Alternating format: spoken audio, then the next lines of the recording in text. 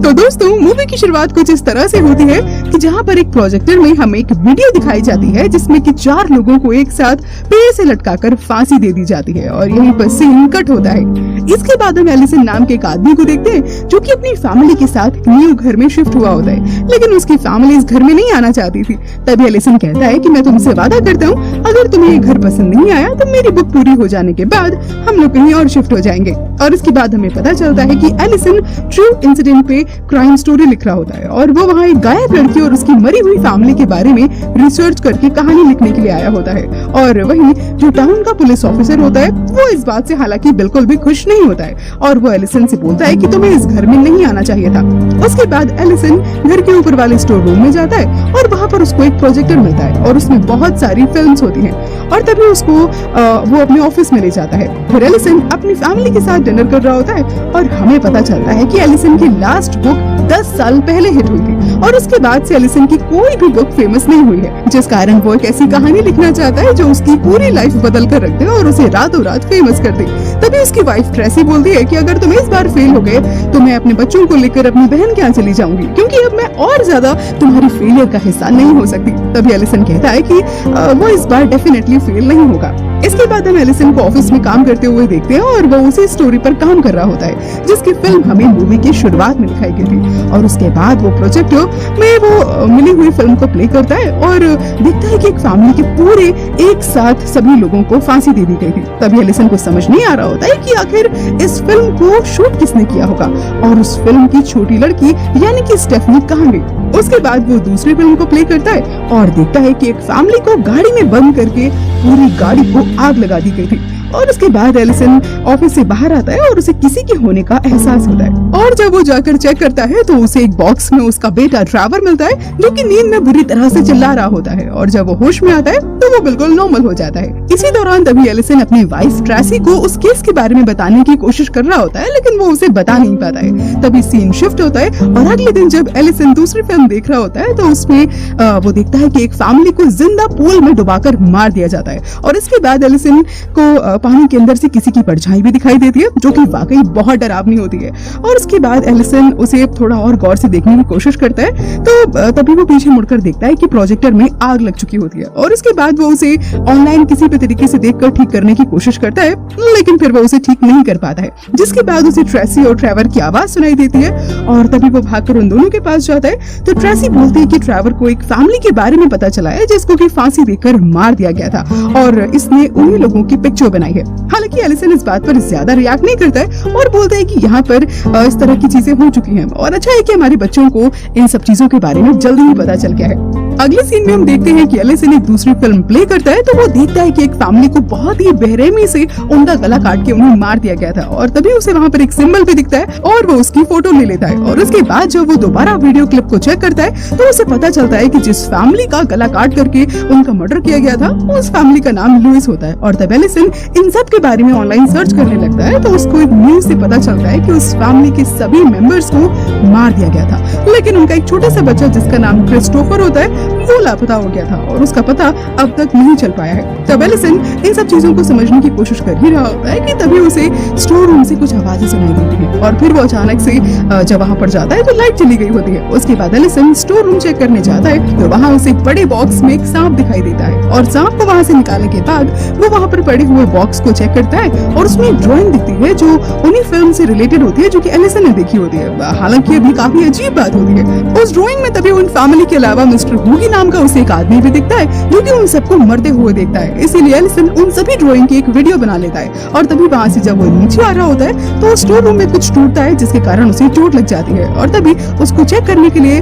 वहाँ पर एक डेप्यूटी अपने साथी के साथ आता है और वो डेप्यूटी एलिसन की फेमस बुक का बहुत बड़ा फैन होता है। इसीलिए वो एलिसन से कहता है कि अगर आप यहाँ पर कोई भी बुक लेने आए हैं तो इसमें मैं आपकी मदद कर सकता हूँ, लेकिन हाँ बदले में आपको मेरे बारे में अपनी बुक में लिखना होगा। और एलिसन इस बात के लिए मान जाता है और डेप्यूटी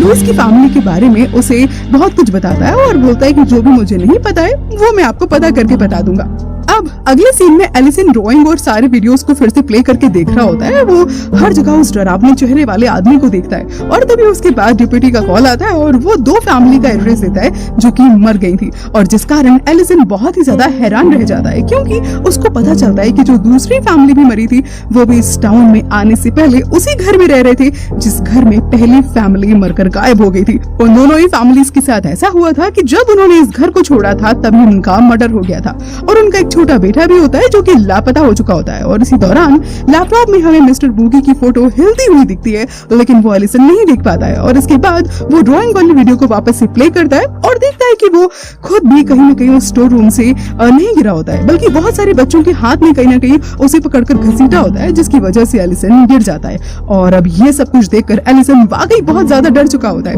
अब बहुत रात हो चुकी होती है और एलिसन अब सो रहा होता है और तभी उसे एहसास होता है कि मानो प्रोजेक्टर चल रहा है। और जब वो आकर चेक करता है तो वाकई प्रोजेक्टर अपने आप ही प्ले हो गया होता है। और जब वो उसे बंद करने की कोशिश करता है तो वहाँ पर उसे मिस्टर बूगी की फोटो दिखती है, जिसे वो वहीं पर खड़े होकर देखने लगता है। और तभी वहीं पर उसे मिस्टर बूगी की झलक दिखाई देती है, जिस कारण वो बहुत ज्यादा डर जाता है और उसे बचने के लिए वो बेसबॉल बैट उठाता है और बाहर आ जाता है। तभी उसको वहाँ पर उसका बेटा ट्रेवर दिखता है जो कि नींद में चलकर वहाँ तक पहुँच चुका होता है। वो उसको गोद में उठाता है और घर ले जाता है और वहाँ से जब वो वापस बैट लेने आता है तो वहाँ पर उसे एक कुत्ता दिखता है जो उसे काटने के लिए दौड़ रहा होता है। लेकिन तभी वहाँ पर उस कुत्ते को वही बहुत सारे बच्चे दिख जाते हैं जो कि लापता हो गए थे और कुत्ता वहाँ से सब कुछ देखकर भौंकते हुए भाग जाता है, लेकिन एलिसन ये सब कुछ नोटिस नहीं कर पाता है। अब अगले दिन वहाँ पर डेप्यूटी आता है और केस की फाइल भी लाया होता है और इस दौरान वो एलिसन की हेल्प करने के लिए उसको बोलता है और तभी एलिसन भी उसे बहुत सारी बातें बताता है और तभी ये भी बताता है कि फैमिली के सभी मेंबर्स को मार दिया गया था और जिसने भी ऐसा किया है वो आखिरी बचे हुए बच्चों को भी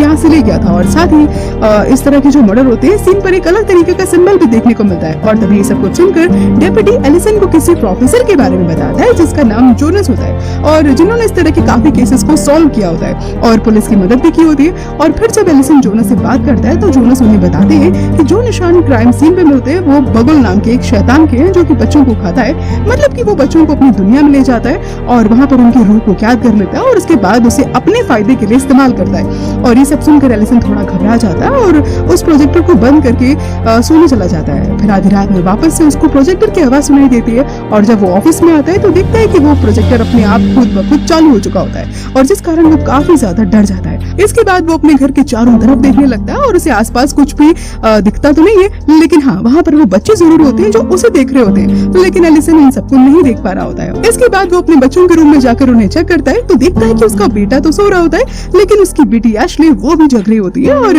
उसके पास एक स्टेफनी नाम की भूत होती है जो कि उसकी बेटी एशले को चुप रहने को बोलती है। अब अगले दिन हम देखते हैं कि एलिसन अपने ऑफिस में जाता है तो देखता है कि सभी फिल्म की रील बिल्कुल ऐसी रखी थी मानो इसे किसी ने छुआ ही ना हो और तब वो इस बात से काफी ज्यादा शॉक्ड हो जाता है। तब उसे मिलने डिप्टी आता है और उसकी बातों से हमें पता चलता है कि एलिसन अब जिस घर में रह रहा है वो किसी और का नहीं बल्कि उसी फैमिली का है जिसको फांसी लगाकर मार दिया गया था। और यहीं पर सीन कट होता है। इसके बाद एलिसन अपने ऑफिस में काम कर रहा होता है और तभी उसको उसकी वाइफ की आवाज सुनाई देती है और कहीं ना कहीं उसकी बेटी ने दीवार पर स्टेफनी की ड्राइंग बनाई होती है और उसको देखकर एलिसन काफी ज्यादा शॉक्ड हो जाता है और इस बारे में अपनी बेटी से पूछता है कि वो आखिर ऐसा क्यों कर रही है और ये लड़की कौन है। तब उसकी बेटी बोलती है कि मैं ऐसा करना नहीं चाहती लेकिन मुझे ऐसा करने के लिए स्टेफनी ही मजबूर कर रही है। और इसी के साथ वो उसे ये भी बताती है कि ये लड़की कोई और नहीं बल्कि वही है जिसके बारे में आप ये बुक लिख रहे हैं और ये घर भी उसी का है। और ये जानकर एलिसन की वाइफ बहुत ज्यादा नाराज हो जाती है क्योंकि एलिसन ने उसे झूठ बोला होता है कि वो उस घर में नहीं रुकेंगे जहाँ पर ये हादसे हुए हैं और इसी कारण इन दोनों में बहुत ज्यादा लड़ाई हो जाती है। इसके बाद अब रात हो चुकी होती है और एलिसन सो रहा होता है और तब उसको प्रोजेक्टर चलने की आवाजें वापस से आती है और जब वो चेक करने के लिए ऑफिस जाता है तो देखता है कि प्रोजेक्टर वहाँ से गायब हो चुका होता है और तभी वो आवाज को फॉलो करते हुए स्टोर रूम में पहुंच जाता है और वो वहाँ पर देखता है कि सभी फैमिली के जितने भी गायब हुए बच्चे होते हैं वो भूत बन चुके होते हैं और सभी साथ में बैठकर उसी फिल्म को देख रहे होते हैं। और जब वो बच्चे एलिसन को देखते हैं तो उसे इशारे से चुप रहने के लिए बोलते हैं और तभी उसके सामने बूगी आ जाता है जिस कारण एलिसन बहुत ज्यादा डर जाता है और सीढ़ियों से तुरंत नीचे गिर जाता है और उसके बाद प्रोजेक्टर भी नीचे गिर जाता है जिसको एलिसन गुस्से में आकर के डस्टबिन में फेंकता है और उसमें आग लगा देता है। उसके बाद उसकी वाइफ भी वहाँ पर आ जाती है और तब एलिसन अपनी वाइफ से माफी मांगता है और बोलता है कि हमें अभी के अभी यहाँ से निकलना होगा का यहाँ से निकलना बेहद जरूरी है। और इसके बाद एलिसन काफी तेज गाड़ी चलाकर जा रहा होता है, जिस कारण एक पुलिस ऑफिसर उसका पीछा कर रहा होता है और वो ऑफिसर कोई और नहीं बल्कि वही ऑफिसर था जिसने एलिसन को वापस जाने की सलाह दी होती है। लेकिन तभी एलिसन खुद को संभालते हुए बोलता है कि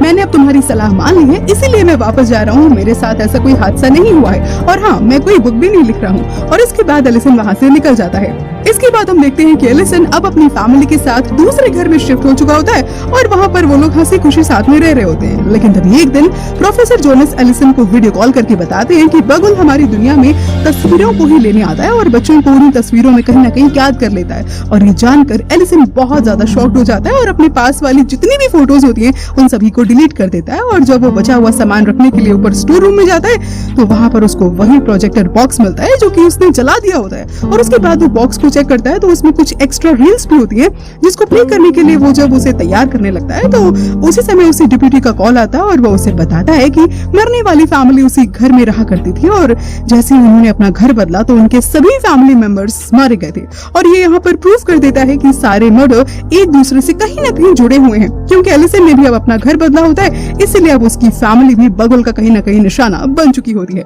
ये जानने के बाद एलिसन अपने पास में रखी हुई रील्स को तभी चेक करता है और उसे पता चलता है कि जो फैमिली मर गई है उनको मारने वाला कोई और नहीं बल्कि वही बच्चे हैं जो लापता हो गए थे। और ये देखने के बाद एलिसन और भी ज्यादा डर जाता है और तभी उसको एहसास होता है कि उसकी बेटी एशले ने उसे कोई नशीली दवाई टाइप की पिलाई होती है और जिस कारण वो वहीं पर बेहोश हो जाता है। और जब उसे होश आता है तो वो खुद को रस्सी से एक बंधा हुआ पाता है और एक कुर्सी पर बैठा होता है और वहीं पर एक कुल्हाड़ी लेकर उसकी बेटी एशले तभी सामने आती है और उसे कहती है कि डैड आपको टेंशन लेने की कोई जरूरत नहीं है, अब मैं आपको बहुत ज्यादा फेमस कर दूंगी। और उसके बाद अभी वो अपने डैड की एक फिल्म बनाने लगती है और तभी कुल्हाड़ी से बेरहमी से उसका सिर धड़ से अलग कर देती है। उसके बाद हम दरवाजे पर उसी बगुले के सिंबल को देखते हैं जो कि हर मर्डर के बाद कहीं न कहीं हमें देखने को मिलता है। और तभी एशले ये सब कुछ प्रोजेक्टर पर देख रही होती है और उसके बाद वो एक बॉक्स पर अपनी फैमिली के मर्डर के ड्राइंग को बनाने लगती है और तभी प्रोजेक्टर से वो सारे बच्चे एशले को देख रहे होते हैं और तभी वहाँ पर बगुल आ जाता है और उसको देखकर वो सभी बच्चे वहाँ से भागने लगते हैं। और तभी बगुल एशले को अपने हाथों में उठाता है और उसे प्रोजेक्टर के अंदर लेकर चला जाता है। फिर अचानक से बगुल का चेहरा हमारे सामने आता है और ये मूवी यहीं पर एंड हो जाती है। तो दोस्तों, कैसी लगी आपको ये हॉरर मूवी जो इतनी ज्यादा सस्पेंस से भरी हुई थी? मैं उम्मीद करती हूँ आपको ये वीडियो जरूर से पसंद आया होगा। अगर आपको ये वीडियो अच्छा लगा तो इस वीडियो को लाइक कीजिए, इस चैनल को सब्सक्राइब कीजिए और हाँ, इस वीडियो को अपने दोस्तों के साथ शेयर भी कीजिए। मैं जल्दी से वापस आऊंगी किसी और अमेजिंग सी कहानी के साथ। Till then take care, bye bye.